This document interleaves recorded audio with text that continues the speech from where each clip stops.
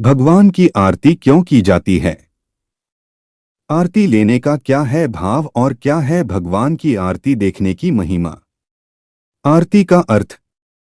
आरती शब्द संस्कृत के आरती का शब्द से बना है, जिसका अर्थ है अरिष्ट, विपत्ति, आपत्ति, कष्ट, कलेश। भगवान की आरती को नीराजन भी कहते हैं। नीराजन का अर्थ है विशेष रूप से प्रकाशित करना। आरती के इन्हीं दो अर्थों के आधार पर भगवान की आरती करने के दो कारण भाव बतलाए गए हैं।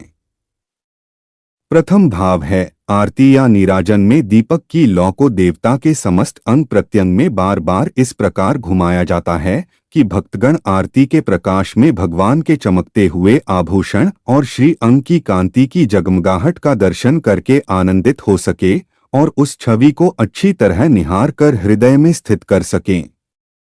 इसीलिए आरती को नीराजन कहते हैं, क्योंकि इसमें भगवान की छवि को दीपक की लौ से विशेष रूप से प्रकाशित किया जाता है।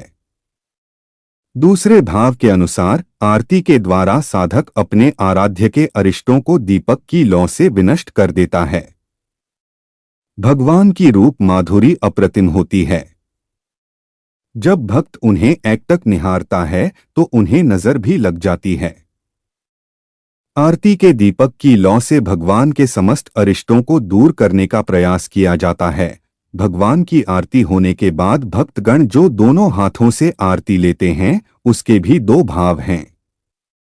पहला, जिस दीपक की लौ ने हमें अपने आराध्य के नख शिख के इतने सुंदर दर्शन कराए, उसकी हम बलिया लेते हैं, सिर पर धारण करते हैं।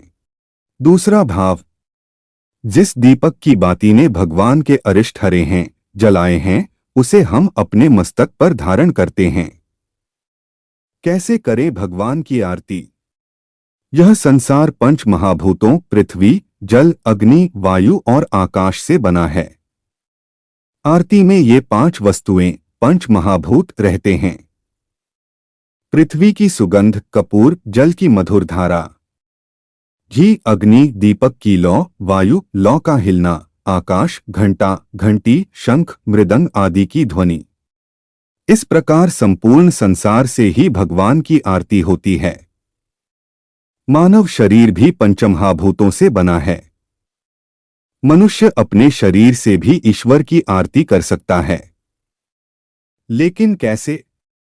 अपने देह का दीपक, जीवन का घी, प्राण की बाती और आत्मा की लौ सजाकर भगवान के इशारे पर नाचना, यही आरती है। इस तरह की सच्ची आरती करने पर संसार का बंधन छूट जाता है और जीव को भगवान के दर्शन होने लगते हैं। आरती करने की विधि। एक थाली में स्वस्तिक का चिन्ह बनाएं और पुष्प व अक्षत के आसन पर एक दीपक में घी की बाती और कपूर रखकर प्रज्वलित करें। प्रार्थना करें, हे गोविंद, आपकी प्रसन्नता के लिए मैंने रत्नमय दियट में कपूर और घी में डुबोई हुई बाती जलाई है, जो मेरे जीवन के सारे अंधकार दूर कर दें। फिर एक ही स्थान पर खड़े होकर भगवान की आरती करें। भगवान की आरती उतारते समय 4 बार चरणों में, 2 बार नाभि पर, 1 बार मुखमंडल पर व 7 बार सभी अंगों पर घुमाने का विधान है। इसके बाद शंख में जल लेकर भगवान के चारों ओर घुमाकर अपने ऊपर तथा भक्तजनों पर जल छोड़ दें। फिर मन से ही ठाकुर जी को साष्टांग प्रणाम करें।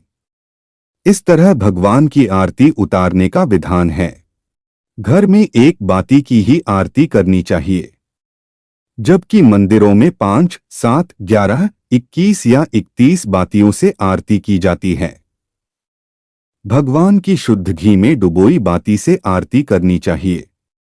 पूजन चाहे छोटा पंचोपचार हो या बड़ा षोडशोपचार, बिना आरती के पूर्ण नहीं माना जाता है। भगवान की आरती करने व देखने का महत्व। जिस प्रकार आरती के दीपक की बाती ऊपर की ओर रहती है, उसी प्रकार आरती देखने, करने व लेने से मनुष्य आध्यात्मिक दृष्टि से उच्चता प्राप्त करता है। जो भगवान विष्णु की आरती को नित्य देखता है या करता है, वह 7 जन्म तक ब्राह्मण कुल में जन्म लेकर अंत में मोक्ष पाता है।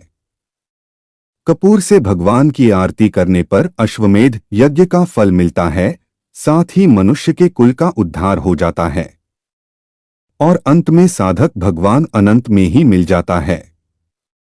घी की बाती से जो मनुष्य भगवान की आरती उतारता है वह बहुत समय तक स्वर्गलोक में निवास करता है।